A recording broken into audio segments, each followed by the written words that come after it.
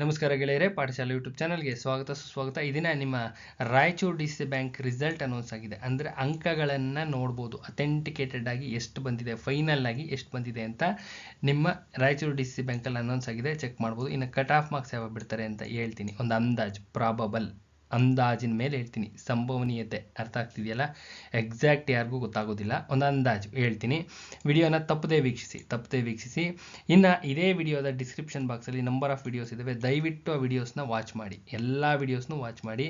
ನಮ್ಮಲ್ಲಿ ಎಲ್ಲೆಲ್ಲಿ question papers ಎಕ್ಸಾಮಾಗಿ question paper ಕೊಟ್ಟಿದ್ದಾರೆ ಅದೆಲ್ಲ ವಿತ್ ಪ್ರೂಫ್ಸ್ ಹಾಕಿದ್ದೀವಿ. ಎಷ್ಟು ಕ್ವಶನ್ಸ್ ಬಂದಿದ್ದಾವೆ ನಮ್ಮ ನೋಟ್ಸಿಂದ ಅಂತ ಅಚ್ಚುಕಟ್ಟಾಗಿ ಪ್ರೂಫ್ ಇದೆ, ಅಚ್ಚುಕಟ್ಟಾದಂಥ ಪ್ರೂಫ್ ಇದೆ. ದಯವಿಟ್ಟು ಆ ಪ್ರೂಫ್ನ ನೋಡಿ, ಅವಶ್ಯಕತೆ ಇದೆ ಅಂತ ಅನ್ಸಿದ್ರೆ ತಗೊಂಡ್ಬೋದು. ಅರ್ಥ ಆಗ್ತಿದ್ದಿಲ್ಲ, ಅವಶ್ಯಕತೆ ನೋಡ್ಬೇಕು, ಫಸ್ಟ್ ನೋಡಲೇಬೇಕು, ಕಂಪಲ್ಸರಿ ನೋಡ್ಬೇಕು. ಅರ್ಧ ಗಂಟೆಯಲ್ಲಿ ಏನೂ ಆಗಲ್ಲ, ಯಾವ ಎಕ್ಸಾಮ್ ಏನು ಬದಲಾವಣೆ, ಬಹಳ ದೊಡ್ಡ ಬದಲಾವಣೆ ಆಗಲ್ಲ. ಅರ್ಧ ಗಂಟೆ ನೋಡಿ, ಅರ್ಧ ಗಂಟೆ ಏನು ಮಾಡಿಬಿಡಿ, ನೀಟಾಗಿ ವಿಡಿಯೋಸ್ ಇದ್ದಾವೆ, ಸೈಲೆಂಟಾಗಿ ಹಾಕ್ಕೊಂಡು ನೋಡಿ, ದಾಖಲೆ ಸಮೇತ ಕಾಣುತ್ತೆ. ಅರ್ಥ ಆಗ್ತಿದ್ದಿಲ್ಲ, ಅರ್ಧ ಗಂಟೆ ಟೈಮ್ ವೇಸ್ಟ್ ಆದರೆ ಏನೂ ಲಾಸ್ ಆಗಲ್ಲ. ಕೂತ್ಕೊಂಡು ನೋಡಿ, ತದನಂತರದಲ್ಲಿ ಅವಶ್ಯಕತೆ ಇದೆ ಅಂತ ಅನ್ಸಿದ್ರೆ ಈ ನಂಬರ್ ಕಾಂಟ್ಯಾಕ್ಟ್ ಮಾಡಿ. ಪ್ರಿಂಟೌಟ್ ನೋಟ್ಸು ಕಳಿಸ್ಕೊಡ್ತೀವಿ. ಯಾವ್ದು cooperative, KMF, banking, 1959 act, 3000 question bank ಇದೆ. ಇದು ಪ್ರಿಂಟೌಟ್ ನೋಟ್ಸ್ ಅವೈಲೇಬಲ್ ಇದೆ. ಕನ್ನಡ ಪ್ರಿಂಟೌಟ್ ಇದೆ, ಕಾನ್ಸ್ಟಿಟ್ಯೂಷನ್ ಪ್ರಿಂಟೌಟ್ ಇದೆ. ಇನ್ನು ಅವೈಲೇಬಲ್ ಇರತಕ್ಕಂಥ ಇಂಗ್ಲೀಷ್ ಪ್ಲಸ್ ಕರೆಂಟ್ ಅಫೇರ್ಸ್ನ ಫ್ರೀ ಆಫ್ ಕಾಸ್ಟು ನಮ್ಮ ಸ್ಟೂಡೆಂಟ್ಸ್ಗೆ ಮಾತ್ರ ಕಳಿಸ್ಕೊಡ್ತೀವಿ. ಪ್ಲಸ್ ಇನ್ನೊಂದು ಶಾರ್ಟ್ ನೋಟ್ಸ್ ಕಳಿಸ್ತೀವಿ ಅಂತ ಹೇಳಿದ್ವಿ, ಆ ವಿಡಿಯೋನು ಅವೈಲೇಬಲ್ ಇದೆ, ಅದು ಚೆಕ್ ಮಾಡ್ಕೊಳ್ಳಿ, ಅದರ ಡೀಟೇಲ್ಸ್ ಎಲ್ಲ ಅಲ್ಲಿದೆ, ಚೆಕ್ ಮಾಡ್ಕೊಂಡು ಆ ಶಾರ್ಟ್ ವಿಡಿಯೋನು ಕಳಿಸ್ಕೊಡ್ತೀವಿ.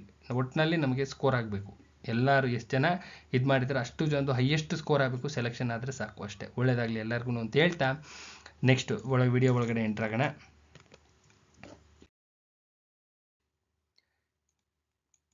ಕೋಆಪರೇಟಿವು ಕಂಪ್ಲೀಟ್ ನೋಟ್ಸ್ ಇದೆ. ಇನ್ನೊಂದು ಇನ್ಫಾರ್ಮೇಷನ್ ಹೇಳ್ತಾ ಇದ್ದೀನಿ, ಕೋಆಪರೇಟಿವು ಕಂಪ್ಲೀಟ್ ನೋಟ್ಸ್ ಇದೆ. ಏನೇನಿದೆ ಮ್ಯಾಕ್ಸಿಮಮ್ ಕಂಟೆಂಟ್ ಎಲ್ಲನೂ ಹಾಕಿದ್ದೀವಿ, ಎಲ್ಲ ಕಂಟೆಂಟ್ ಹಾಕಿದ್ದೀವಿ. ಅಚ್ಚುಕಟ್ಟಾಗಿ ಲೈನ್ ಟು ಲೈನ್ ಓದಿ, ಲೈನ್ ಟು ಲೈನ್ ಅರ್ಥ ಮಾಡ್ಕೊಂಡು ಲೈನ್ ಟು ಲೈನ್ ಓದಿ, ಎಲ್ಲ ಲೈನ್ ಟು ಲೈನ್ ಓದಿ. ಅಷ್ಟು ನೋಟ್ಸು ತಲೆಯಲ್ಲಿರಲಿ. ಅದ್ಭುತವಾಗಿದೆ ಕೋಆಪರೇಟಿವ್ ನೋಟ್ಸು. ನಿಮ್ಮ ಕೊಡಗು DCC ಬ್ಯಾಂಕು, ಚಿಕ್ಕಮಗಳೂರು, ಮಂಡ್ಯ, ಬೆಂಗಳೂರು, ಆಮೇಲೆ ಜಮಖಂಡಿ, ಶಿರ್ಸಿ ಅರ್ಬನ್ ಕೋಆಪರೇಟಿವ್, ಇಲ್ಲೆಲ್ಲ ಹೈ ಲೆವೆಲ್ ಸಕ್ಸಸ್ ಆಗಿರ್ತಕ್ಕಂಥ ನೋಟ್ಸ್ ಇದು ಕೋಆಪರೇಟಿವ್. ಆ್ಯಕ್ಚುಲಿ ಇದು ಹ್ಯಾಂಡ್ ರಿಟನ್ ನೋಟ್ಸ್ನ ಟೈಪ್ ಮಾಡಿಸಿದ್ದು. ಬಿಗಿನಿಂಗ್ 1.5 ವರ್ಷದಿಂದ ಇದ್ದಿದ್ದು ಹ್ಯಾಂಡ್ ರಿಟನ್ ನೋಟ್ಸ್ ಆ್ಯಕ್ಚುಲಿ ಇದ್ದಿದ್ದು. ಅವಾಗೆಲ್ಲ PDF ಶೇರ್ ಆಗಿತ್ತು. ಆ ಹ್ಯಾಂಡ್ ರಿಟನ್ ನೋಟ್ಸ್ನ ಟೈಪ್ಡ್ ಕಾಪಿ ಮಾಡಿಸಿ ಈಗ ಡಿಸ್ಟ್ರಿಬ್ಯೂಟ್ ಮಾಡ್ತಾ ಇದ್ದೀವಿ, ಅಷ್ಟೇ ಡಿಫ್ರೆನ್ಸು. ಅದಕ್ಕಿನ್ನ ಏನೇನೇನು ಬೇಕೋ ಎಲ್ಲ ಆ್ಯಡ್ ಮಾಡಿದ್ದೀವಿ. ಹಳೆ ನೋಟ್ಸ್ಗೂ ಇದಕ್ಕೂ ಅಜಗಜಾಂತರ ವ್ಯತ್ಯಾಸ ಇದೆ. ಹಳೆ ನೋಟ್ಸ್ಗೂ ಇದಕ್ಕೂ ತುಂಬ ಆ್ಯಡ್ ಮಾಡಿದ್ದೀವಿ, ತುಂಬ ಅಡ್ವಾನ್ಸ್ಡ್ ವರ್ಷನ್ ಆ್ಯಡ್ ಮಾಡಿದ್ದೀವಿ. ಏನೇನು ಮ್ಯಾಕ್ಸಿಮಮ್ ಆ್ಯಡ್ ಮಾಡ್ಬೋದು ಎಲ್ಲ ಆ್ಯಡ್ ಮಾಡಿ ಟೈಪ್ ಮಾಡಿಸಿ ಬಿಟ್ಟಿರ್ತಕ್ಕಂಥ ನೋಟ್ಸ್ ಇದು. ಹೈ ಲೆವೆಲ್ ಸಕ್ಸಸ್ ಆಗಿರೋವಂಥ ನೋಟ್ಸು. ಯಾರಿಗಾರ ಅವಶ್ಯಕತೆ ಇದ್ದರೆ ತಗೊಂಡ್ಬೋದು. ಅರ್ಥ ಆಗ್ತಿದೆಯಲ್ಲ, ಇದೆಲ್ಲನೂ ಈ ವಿಡಿಯೋಸ್ ಎಲ್ಲನೂ ಡಿಸ್ಕ್ರಿಪ್ಷನ್ ಬಾಕ್ಸಲ್ಲಿ ಇದ್ದಾವೆ, ಚೆಕ್ ಮಾಡ್ಕೊಳ್ಳಿ. ಇನ್ನು ಕನ್ನಡದಲ್ಲಿ ಇಲ್ಲಿವರೆಗೂ ಯಾರೂ ವ್ಯಾಕರಣದಲ್ಲಿ ಶಾರ್ಟ್ಕಟ್ ಟ್ರಿಕ್ಸ್ನ ಯಾರೂ ಆ್ಯಡ್ ಮಾಡಿರಲಿಲ್ಲ.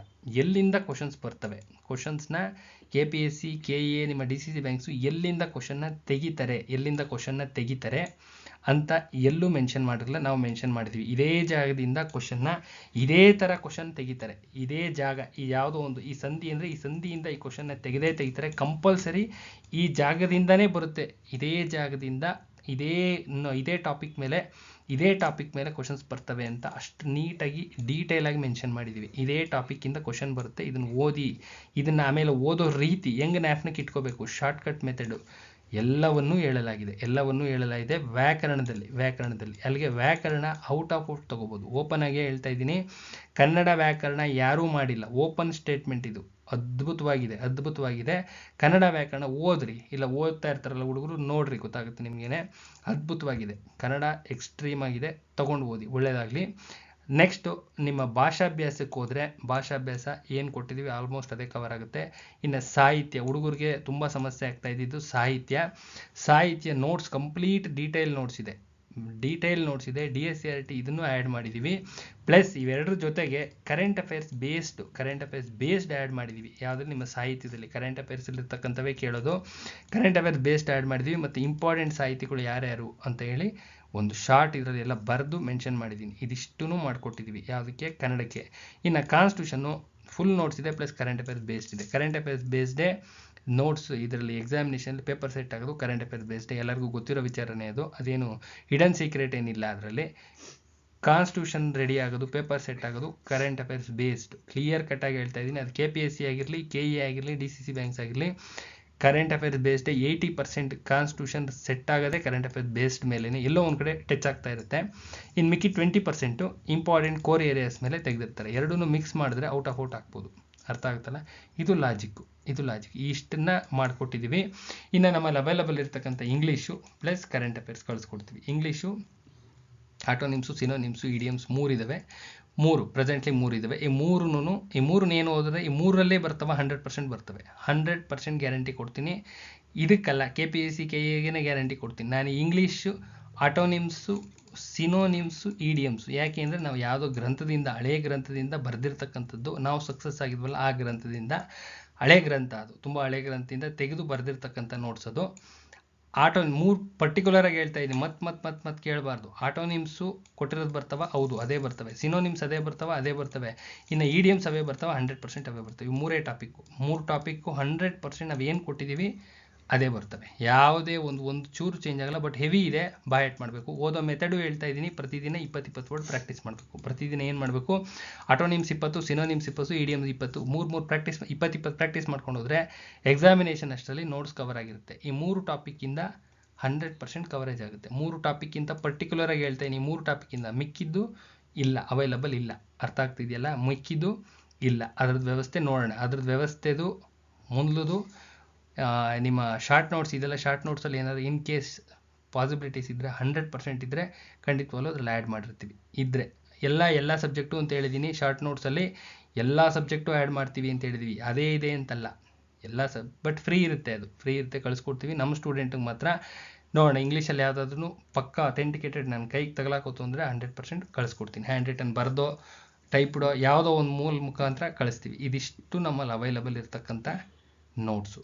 ಇನ್ನು ಈಗ ಪ್ರೆಸೆಂಟ್ಲಿ ರಾಯಚೂರು DCC ಬ್ಯಾಂಕ್ ಇಲ್ಲಿದೆಯಲ್ಲ, ರಾಯಚೂರು DCC ಬ್ಯಾಂಕ್ ಅಂತ ಗೂಗಲ್ ಮಾಡಿ, ರಾಯಚೂರು DCC ಬ್ಯಾಂಕ್ ಅಂತ ಗೂಗಲ್ ಮಾಡಿದ್ರೆ ಈ ಇಂಟರ್ಫೇಸ್ ಓಪನ್ ಆಗುತ್ತೆ. Login to view your marks, written examination marks ಅಂತ. ಇಲ್ಲಿ enter your mobile number enter ಮಾಡಿ, ಆಧಾರ್ ಕಾರ್ಡ್ ನಂಬರು ಏನೋ ಕೇಳಿದ್ರೆ ಇಲ್ಲೊಂದು ಎಂಟರ್ಗೆ ಫುಲ್ ಎಲ್ಲ ಸ್ಕ್ರ್ಯಾಚ್ ಆಗಿದೆ. ಚೆಕ್ ಮಾಡ್ಕೊಳ್ಳಿ. ಎಂಟರ್ ಯುವರ್ ಮೊಬೈಲ್ ನಂಬರ್ ಅಂತ ಇದೆ, ಮೊಬೈಲ್ ನಂಬರ್ ಆ್ಯಡ್ ಮಾಡಿರಿ. ಎಂಟರ್ ಯುವರ್ ಆಧಾರ್ ಕಾರ್ಡ್ ಅಂತ ಇದೆ, ಆಧಾರ್ ಕಾರ್ಡ್ ನಂಬರ್ ಆ್ಯಡ್ ಮಾಡಿರಿ. ನಿಮ್ಮ ಮಾರ್ಕ್ಸ್ ಶೀಟ್ ಕಾಣುತ್ತೆ. ಒಂದು ಕ್ಲಾರಿಫೈ ಆಯಿತು. ಇನ್ನು ನೆಕ್ಸ್ಟು ಅಲ್ಲಿ ಮಾರ್ಕ್ಸ್ ಬಂತು ಅಂದರೆ ಅದನ್ನು ಪ್ರಿಂಟ್ಔಟ್ ತೆಗೆದು ಇಟ್ಕೊಳ್ಳಿ. ಮುಗಿತಲ್ಲ, ಇದು ಅಥೆಂಟಿಕೇಟೆಡ್ ಮಾರ್ಕ್ಸು, ನಿಮಗೆ ಬಂದಿರತಕ್ಕಂಥ ಫೈನಲ್ ಮಾರ್ಕ್ಸು. ಮುಗಿತಲ್ಲ. ಇನ್ನು ನೆಕ್ಸ್ಟು ಕಟ್ ಆಫ್ ಮಾರ್ಕ್ಸ್ ಬಗ್ಗೆ ಕೇಳ್ತಾ ಇದ್ದೀರಾ. ಕಟ್ ಆಫ್ ಮಾರ್ಕ್ಸ್ ಯಾವಾಗ ಬಿಡ್ತಾರಪ್ಪ ಅಂತ ತುಂಬ ಜನ ಮೆಸೇಜ್ ಮಾಡಿದ್ದೀರಾ. ಸಿಂಪಲ್ಲಾಗಿ ಹೇಳ್ತಾ ಇದ್ದೀನಿ. ಇದಾದ ಒಂದು ವಿತಿನ್ 10 ಡೇಸ್ ಒಳಗಡೆ, ವಿತಿನ್ 10 ಡೇಸ್, ಜಾಸ್ತಿನೇ ಹೇಳ್ತಾ ಇದ್ದೀನಿ, 1 ವಾರದೊಳಗಡೆ ಅನೌನ್ಸ್ ಮಾಡ್ತಾರೆ. ನಾನು ಹೇಳ್ತಾ ಇದ್ದು ಇನ್ ಜನರಲ್ ಹಳೇ ಕಾಲದಿಂದ ನಡ್ಕೊಂಬಂದಿರ್ತಕ್ಕಂಥ ಪದ್ಧತಿನೇ ಹೇಳ್ತಾ ಇದ್ದೀನಿ. ಅರ್ಥ ಆಗ್ತಿದೆಯಲ್ಲ, ಇದರಲ್ಲಿ ಯಾವುದೇ ಲಾಜಿಕ್ಕು, ಮ್ಯಾಜಿಕ್ಕು, ರಾಕೆಟ್ ಸೈನ್ಸ್ ಇಲ್ಲ. 1 ವೀಕ್ ಒಳಗಡೆ ಅನೌನ್ಸ್ ಮಾಡ್ತಾರೆ. ಹಿಂದೆಯಿಂದ ನಡ್ಕೊಂಬಂದಿರ್ತಕ್ಕಂಥ ಪದ್ಧತಿನ ನಾನು ಹೇಳ್ತಾ ಇದ್ದೀನಿ. ಹಳೇ ಕಾಲದಿಂದ ನಡ್ಕೊಂಬಂದಿರೋದು. ಮಾರ್ಕ್ಸ್ ಬಿಟ್ಟಾದ 1 ವಾರಕ್ಕೆ ನಿಮಗೆ ಕಟ್ ಆಫ್ ಅನೌನ್ಸ್ ಆಗಿರುತ್ತೆ. ಒಂದು ಅಂದಾಜು ಬರೆದು ಹೇಳ್ತಾ ಇದ್ದೀನಿ ನೋಡ್ರಿ, ದಾಖಲೆ ಸಮೇತ ಹೇಳ್ತಾ ಇದ್ದೀನಿ. ಅಂದಾಜು ಅನ್ನೋ ವರ್ಡ್ ಯೂಸ್ ಮಾಡ್ತಾ ಇದ್ದೀನಿ. ಮತ್ತೆ ಮೆಸೇಜ್ ಮಾಡಬಾರ್ದು. ಅರ್ಥ ಆಗ್ತಿಲ್ಲ. 1-2 ದಿನ ವೇರಿಯೇಷನ್ ಆದರೆ ಕಾಯಲೇಬೇಕು. ತಾಳ್ಮೆಯಿಂದ ಕಾಯಿರಿ. ಅರ್ಥ ಆಗುತ್ತಲ್ಲ. ಮ್ಯಾಕ್ಸಿಮಮ್ 10 ಡೇಸ್ ಒಳಗಡೆ ಅನೌನ್ಸ್ ಮಾಡತಕ್ಕಂಥ ಸಂಭವನೀಯತೆ ಇದೆ. ಒಂದು ಅಂದಾಜಿನ ಮೇಲೆ ಹೇಳ್ತಾ ಇದ್ದೀನಿ. 10 ದಿನದೊಳಗಡೆ ಬರುತ್ತೆ. ಕೂತ್ಕೊಂಡು ಓದ್ಕೊಳ್ಳಿ. 10 ದಿನ ಟೈಮ್ ವೇಸ್ಟ್ ಮಾಡೋದು ಬಿಗ್ ಲಾಸ್, ಭಾಳ ದೊಡ್ಡ ಲಾಸು. 10 ದಿನ ಯಾವುದೇ ಕಾರಣಕ್ಕೂ ಲಾಸ್ ಮಾಡ್ಕೊಬೇಡಿ. ಇಂಟರ್ವ್ಯೂ ಬರುತ್ತಲ್ವ, ಇಂಟರ್ವ್ಯೂ ಬಂದಾದ ನಂತರ ಒಂದು ವಿಡಿಯೋ ಮಾಡಾಕ್ತೀನಿ. ಇಂಟರ್ವ್ಯೂಗೆ ಯಾವ ರೀತಿ ಪ್ರಿಪೇರ್ ಆಗಬೇಕು ಅಂತ ಆ ರೀತಿ ಪ್ರಿಪೇರ್ ಆಗಿ ಹೋಗ್ರಿ, ಒಳ್ಳೆಯದಾಗುತ್ತೆ. ಇಲ್ಲಿಗೆ ಐ ಥಿಂಕ್ ಏನೇನು ಹೇಳಬೇಕೆಲ್ಲ ಹೇಳಿದ್ದೀನಿ. ಕೂತ್ಕೊಂಡು ಓದ್ಕೊಳ್ಳಿ, ದಯವಿಟ್ಟು ಕೂತ್ಕೊಂಡು ಓದ್ಕೊಳ್ಳಿ. ಶಿಮೂಲ್ ಎಕ್ಸಾಮು ವೆರಿ ಶಾರ್ಟ್ಲಿ ಇರುತ್ತೆ. ಶಿಮೂಲ್ ಎಕ್ಸಾಮ್ ಇರುತ್ತೆ, ಆಮೇಲೆ ನಿಮ್ಮ ಇನ್ನೊಂದು ಗ್ರಾಹಕರ ಮಹಾಮಂಡಲ ಇರುತ್ತೆ. ಯಾವುದನ್ನು ಬಿಡಬೇಡಿ. ಶಿಮೂಲ್ ಎಕ್ಸಾಮ್ಗೆ, ಗ್ರಾಹಕರ ಮಹಾಮಂಡಲಕ್ಕೆ ಇಲ್ಲೇ ಹೇಳ್ತಾ ಇದ್ದೀನಿ, ಇನ್ನೊಂದು ಸತಿ ಹೇಳ್ತೀನಿ, ಕರೆಕ್ಟಾಗಿ ಕೇಳಿಸ್ಕೊಳ್ರಿ. ನಿಮ್ಮ ಕನ್ನಡ ಇದೆ, ಎಷ್ಟು ಮಾರ್ಕ್ಸ್ಗಿದೆ? 50 ಮಾರ್ಕ್ಸ್ಗಿದೆ. ಅರ್ಥ ಆಗ್ತಿದೆಯಾ? ಇದೇ ಕನ್ನಡ 50 ಮಾರ್ಕ್ಸ್ಗೆ ಅಚ್ಚುಕಟ್ಟಾಗಿ ಓದ್ರಿ. ಸಮಾಧಾನವಾಗಿ ಏನು ನೋಟ್ಸ್ ಕೊಟ್ಟಿದ್ದೀವಿ ಅದ್ಭುತವಾಗಿದೆ. ಅದಷ್ಟು ನುಣ್ಣಗೆ ಬಾಯಟ್ ಮಾಡಿರಿ. ನೀಟಾಗಿ ಕಾನ್ಸೆಪ್ಟ್ ಕ್ಲಿಯರ್ ಇರಬೇಕು, ತುಂಬ ಕ್ಲಿಯರ್. ಏನು ಕೇಳಿದ್ರು ಇದು ಇದೆ ಅಂತ ಹೇಳೋಷ್ಟು ಕಾನ್ಸೆಪ್ಚುವಲ್ ಕ್ಲಾರಿಟಿ ಇತ್ತು ಅಂದರೆ 50ಕ್ಕೆ 50 ಹಾಕ್ಬರ್ಬೋದು. ಈ ಕನ್ನಡ ನೀವು ಓದಿದ್ರಿ ಅಂದರೆ KPSC KEಗೆ ಕನ್ನಡ ಕವರ್ ಆಗುತ್ತೆ. ಅರ್ಥ ಆಗ್ತಿದೆಯಲ್ಲ? ಇಲ್ಲಿ ಓದಿದ್ರೆ ಇಲ್ಲಿ ಕವರ್ ಆಗುತ್ತೆ, ಕ್ಲಿಯರಾಗಿ ಹೇಳ್ತಾ ಇದ್ದೀನಿ. ಇಲ್ಲಿ ಕನ್ನಡ ಓದಿದ್ರೆ ಇಲ್ಲಿ ಕವರ್ ಆಗುತ್ತೆ. ಇಂಗ್ಲೀಷ್ ಓದಿದ್ರೆ ಇಂಗ್ಲೀಷ್ 25 ಮಾರ್ಕ್ಸ್ ಇದೆ ನಿಮಗೆ. ಇಂಗ್ಲೀಷ್ ಓದಿದ್ರೆ KPSC KAಗೆ ಇಂಗ್ಲೀಷ್ ಕವರ್ ಆಗುತ್ತೆ. ಆ ಇಂಗ್ಲೀಷ್ ಬೇರೆ, ಈ ಇಂಗ್ಲೀಷ್ ಬೇರೆ ಅಲ್ಲ ಅಲ್ಲ ಅಲ್ಲ, ಎಲ್ಲ ಒಂದೇ ಇಂಗ್ಲೀಷ್. ಅರ್ಥ ಆಗ್ತಿದೆಯಲ್ಲ? KPSC KA DCC ಬ್ಯಾಂಕ್ಸ್ ಎಲ್ಲ ಒಂದೇ ಇಂಗ್ಲೀಷು, ಎಲ್ಲ ಒಂದೇ ಕನ್ನಡ. ಅರ್ಥ ಆಗ್ತಿದೆಯಲ್ಲ? ಕನ್ನಡ ಇಂಗ್ಲೀಷ್ ಎರಡೂ ಕವರೇಜ್ ಆಗುತ್ತೆ. ಕನ್ನಡ ಮತ್ತು ಇಂಗ್ಲೀಷ್ ಎರಡೂ ಕವರೇಜ್ ಆಗುತ್ತೆ. ಅಲ್ಲಿಗೆ ನಿಮ್ಮ KPSC ಮಾತಾಡೋದಾದರೆ 70 ಮಾರ್ಕ್ಸ್ ಕವರ್ ಆಗುತ್ತೆ. ಅರ್ಥ ಆಗ್ತಿದೆಯಾ? ಅಚ್ಚುಕಟ್ಟಾಗಿ ಓದ್ರಿ, ಅಚ್ಚುಕಟ್ಟಾಗಿ ಓದ್ಕೊಳ್ರಿ. ಅರ್ಥ ಆಗ್ತಿದೆಯಲ್ಲ? ಇದಲ್ಲದೆ ಕಾನ್ಸ್ಟಿಟ್ಯೂಷನ್ 25 ಮಾರ್ಕ್ಸ್ ಇರುತ್ತೆ. 25 ಮಾರ್ಕ್ಸ್ ಓದಿದ್ರೆ ನಿಮ್ಮ KPSC KAಗೆ 15 ಮಾರ್ಕ್ಸ್ ಕವರ್ ಆಗುತ್ತೆ. ಅರ್ಥ ಆಗ್ತಿದೆಯಾ? ಕಾನ್ಸ್ಟಿಟ್ಯೂಷನ್ ಓದೋದನ್ನ ನಿಲ್ಲಿಸ್ಬೇಡಿ, ದಯವಿಟ್ಟು ನಿಲ್ಲಿಸ್ಬೇಡಿ, ಯಾರೂ ನಿಲ್ಲಿಸ್ಬೇಡ್ರಿ. ಕಾನ್ಸ್ಟಿಟ್ಯೂಷನ್ ಇದರಲ್ಲಿ ಓದ್ತೀರಾ, ಅಚ್ಚುಕಟ್ಟಾಗಿ ಓದ್ರಿ, ಓದೋದನ್ನ ಅಚ್ಚುಕಟ್ಟಾಗಿ ಓದ್ರಿ. ಇಲ್ಲಿ ನಿಮಗೆ 25 ಮಾರ್ಕ್ಸ್ ಕವರ್ ಆದರೆ, ಎಲ್ಲಿ DCC ಬ್ಯಾಂಕ್ಸಲ್ಲಿ ಆ್ಯಂಡ್ ಶಿಮೂಲಲ್ಲಿ 25 ಮಾರ್ಕ್ಸ್ ಕವರ್ ಆದರೆ, ಅದೇ ನಿಮ್ಮ KPSCಲಿ 15 ಮಾರ್ಕ್ಸ್ ಕವರ್ ಆಗುತ್ತೆ. ಅರ್ಥ ಆಗ್ತಿದೆಯಲ್ಲ? ಕ್ಲಿಯರಾಗಿ ಹೇಳ್ತಾ ಇದ್ದೀನಿ. 15 ಮಾರ್ಕ್ಸ್ 3 ಸಬ್ಜೆಕ್ಟ್ ಇಲ್ಲೇ ಕವರೇಜ್ ಆಯಿತು. ಇನ್ನು ಜಿ ಕೆ ಕರೆಕ್ಟಾಗಿ ಓದ್ಕೊಂಡ್ರೆ ಇಲ್ಲಿ 25 ಮಾರ್ಕ್ಸ್ ಕವರ್ ಆದರೆ ನಿಮ್ಮ KPSCಗೆ ಏನಿಲ್ಲ ಅಂದ್ರೂ ಹೆಂಗೆ ತೊಗೊಂಡ್ರು ಒಂದು 10ರಿಂದ 12 ಮಾರ್ಕ್ಸ್ ಕವರ್ ಆಗಿರುತ್ತೆ.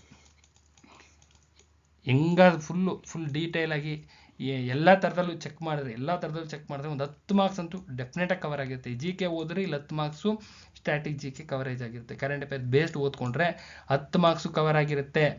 ಅರ್ಥ ಆಗ್ತಿದೆಯಲ್ಲ? ಇನ್ನು ನೀವು ಕೋಆಪ್ರೇಟಿವ್ ಓದ್ತಿರಲ್ಲ, 50 ಮಾರ್ಕ್ಸ್ ಓದ್ತಿರಲ್ಲ, ನಿಮ್ಮ KPSC KAಗೆ 6 ಮಾರ್ಕ್ಸ್ ಕೇಳಿರ್ತಾರೆ. ನೀವು ನೋಡಿರ್ತೀರ, 6 ಮಾರ್ಕ್ಸ್ ಕೇಳಿರ್ತಾರೆ. ಮತ್ತು ಸಿಲೆಬಸ್ಸು ಎರಾಬಿರಿ ವೇರಿಯೇಷನ್ ಎಲ್ಲೂ ಇಲ್ಲ. ಇದು ಓದಿದ್ರೆ ಇದಕ್ಕೂ ಆಗುತ್ತೆ, ಇದನ್ನೇ ಓದ್ತಾ ಇದ್ರೆ ಇದಕ್ಕೂ ಆಗುತ್ತೆ. ಬಟ್ ಇಲ್ಲಿ ಇನ್ನೂ ಸಿಲೆಬಸ್ ಇನ್ನೂ ಇದ್ದಾವೆ.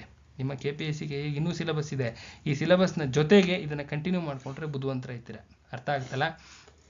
ಈ ಶಿಮೂಲ್ಗೆ ಓದ್ತಾ ಇದ್ದೀರಲ್ವಾ, ಓದಿದ್ದು ಎಕ್ಸಾಮ್ ಬರೆದ ತಕ್ಷಣನೇ KPSC ಕಡೆ ಶಿಫ್ಟ್ ಆಗ್ರಿ.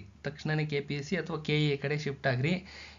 ಇಲ್ಲಿ ಕವರೇಜ್ ಆಗಿದೆಯಲ್ಲ, ಇದಿಷ್ಟು ಸಿಲೆಬಸ್ನ ಕವರ್ ಮಾಡಿ ಎತ್ತಿಟ್ಕೊಂಡಿರಬೇಕು. ಅದಾದ ನಂತರದಲ್ಲಿ KPSC KA ಕಡೆ ಶಿಫ್ಟ್ ಆದರೆ ಅದಕ್ಕೂ ಓದ್ದಂಗೆ ಆಗುತ್ತೆ, ಇದಕ್ಕೂ ಓದ್ದಂಗೆ ಆಗುತ್ತೆ. ಇದು ಬುದ್ಧಿವಂತರ ಲಕ್ಷಣ. ಅರ್ಥ ಆಗ್ತಿದೆಯಲ್ಲ? ಸಿಲೆಬಸ್ನ ಕಂಪೇರ್ ಮಾಡ್ಕೋಬೇಕು. ಅದಕ್ಕೆ ಬೇರೆ ಪೇಪರು, ಇದಕ್ಕೆ ಬೇರೆ ಪೇಪರ್ ಕೇಳೋದಿಲ್ಲ. ಅರ್ಥ ಆಗ್ತಿದೆಯಲ್ಲ? ಒಂದೇ ಸಿಲೆಬಸ್ಸು, ಎಲ್ಲದಕ್ಕೂ ಒಂದೇ ಸಿಲೆಬಸ್ಸು. ಕಾನ್ಸ್ಟಿಟ್ಯೂಷನ್ ಅಂದರೆ ಒಂದೇ ಸಿಲೆಬಸ್ಸು, ಕನ್ನಡ ಅಂದರೆ ಒಂದೇ ಸಿಲೆಬಸ್ಸು, ಇಂಗ್ಲೀಷ್ ಅಂದರೆ ಒಂದೇ ಸಿಲೆಬಸ್ಸು. ಅರ್ಥ ಆಗ್ತಿದೆಯಲ್ಲ? ಈ ಥರ ಇರುತ್ತೆ. ಈ ಥರ ಓದೋರ ಲಕ್ಷಣ. ಈ ಥರ ಓದ್ಕೋಬೇಕು. ಅರ್ಥ ಆಗ್ತಿದೆಯಲ್ಲ? ಅಲ್ಲೂ ಕಾನ್ಸಂಟ್ರೇಷನ್ ಇರಬೇಕು, ಇಲ್ಲೂ ಇರಬೇಕು. ಸಿಲೆಬಸ್ ಮುಗ್ದಿರೋನ ಎತ್ತಿಟ್ಕೋಬೇಕು, ಮುಗಿದೇ ಇರೋನ ಸಪ್ರೇಟಾಗಿ ಎತ್ತಿಟ್ಕೊಂಡಿರಬೇಕು. KPSC ಕಾಲಾಗುತ್ತಲ್ಲ, KA ಕಾಲಾಗುತ್ತಲ್ಲ, ಅಲ್ಲಿ ನೋಡಿಕೊಂಡು ಉಳಿದಿರ್ತಕ್ಕಂಥ ಸಿಲೆಬಸ್ ಮುಗಿಸ್ಕೊಂಡ್ರೆ ಇದೂ ಆಗುತ್ತೆ, ಇದೂ ಆಗುತ್ತೆ. ಅರ್ಥ ಆಗ್ತಿದೆಯಲ್ಲ?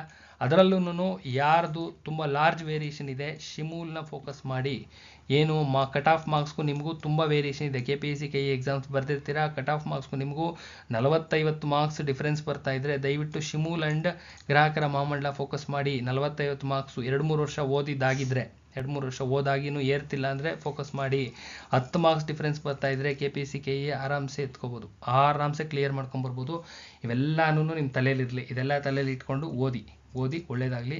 ನೆಕ್ಸ್ಟ್ ವಿಡಿಯೋದಲ್ಲಿ ಕಂಟಿನ್ಯೂ ಮಾಡ್ತೀನಿ ಅಂತ ಹೇಳ್ತಾ ಫಸ್ಟ್ ರಿಸಲ್ಟ್ ಚೆಕ್ ಮಾಡ್ಕೊಳ್ಳಿ. ಮತ್ತೆ ಬರುತ್ತಾ ನನ್ ಬರುತ್ತಾ ಅಂದರೆ ಇನ್ನೇನು ರಿಸಲ್ಟ್ ಅನೌನ್ಸ್ ಮಾಡ್ತಾರೆ. ದಯವಿಟ್ಟು ಕೂತ್ಕೊಂಡು ಓದೋ ಕಡೆ ಗಮನ ಕೊಡಿ. ಏನು ಓದ್ತಾ ಇದ್ರೆ ಅದ್ರ ಮೇಲೆ ಕಾನ್ಸಂಟ್ರೇಷನ್ ಇರಲಿ. ಬಿಟ್ಟಾಗ ಬರುತ್ತೆ, ವೆರಿ ಶಾರ್ಟ್ಲಿ ಅನೌನ್ಸ್ ಮಾಡ್ತಾರೆ. ತುಂಬ ಕಡಿಮೆ ಸ್ಕೋರ್ ಇರೋರ್ದು ಒಂದು ರೇಂಜಲ್ಲಿ ಒಂದು ಹೈಯೆಸ್ಟ್ ಸ್ಕೋರ್ ಮಾಡಿರ್ತಾರಲ್ಲ, ಇವರೆಲ್ಲ ಒಳಗಡೆ ಹೊಟ್ಟೋಗ್ತಾರೆ. 140-150 ಹುಡುಗರದ್ದು ನಾನು ಹೇಳ್ತಾ ಇರೋದು 140-150 ರೇಂಜಲ್ಲಿ ಇದ್ರಲ್ಲ, ಇವರಿಗೆ ಒಳ್ಳೆ ಚಾನ್ಸ್ ಇದೆ. ಯಾಕೆಂದರೆ ಇಂಟರ್ವ್ಯೂ ಮಾರ್ಕ್ಸ್ ಇರುತ್ತೆ, ಸಿಂಪಲ್ ಆಗಿರೋ ಸೈಕಾಲಜಿ. ಇದರಲ್ಲೇನು ರಾಜದುರ್ಗದ ರಹಸ್ಯ ಏನೂ ಇಲ್ಲ. 15 ಮಾರ್ಕ್ಸ್ ಇಂಟರ್ವ್ಯೂ ಇದೆ ಅಂದರೆ 140-150 ಇರ್ತಕ್ಕಂಥ ಹುಡುಗರು ಅಂತ ಹೇಳ್ತಾ ಇದ್ದೀನಿ. ಇವರು ಟಾಪಲ್ಲಿ ಇರ್ತಾರೆ, ಇವರು ಸೆಲೆಕ್ಷನ್ ಆಗ್ತಕ್ಕಂಥ ಚಾನ್ಸಸ್ ಜಾಸ್ತಿ ಇರುತ್ತೆ. 130+ ಮಾಡಿರ್ತಾರಲ್ಲ ಮಹಿಳೆಯರು, ಒಂದು ಅಂದಾಜು ಹೇಳ್ತಾ ಇದ್ದೀನಿ. ಇದರಲ್ಲಿ ಕ್ಯಾಟಗರಿ ವೈಸ್ ಇನ್ನೂ ಇಳಿಯುತ್ತೆ. ನಾನು ಹೇಳ್ತಾ ಇದ್ದೆ ಜನರಲ್ ಮೆರಿಟ್ ಅಷ್ಟೇ ಮತ್ತೆ ಸ್ಪೆಸಿಫೈ ಮಾಡ್ತಾ ಇದ್ದೀನಿ. ಇದು 140-150 ಜನರಲ್ ಮೆರಿಟ್ ಅಷ್ಟೇ. ಕ್ಯಾಟಗರಿ ವೈಸ್ ಇಳಿಯುತ್ತೆ, ಕಟ್ ಆಫ್ ಇನ್ನೂ ತುಂಬಾ ಇಳಿಯುತ್ತೆ. ನಾನು ಜನರಲ್ ಮೆರಿಟ್ ಅಷ್ಟೇ ಮಾತಾಡ್ತಿರೋದು. ಹೆಣ್ಣುಮಕ್ಕಳು ಅಷ್ಟೇ.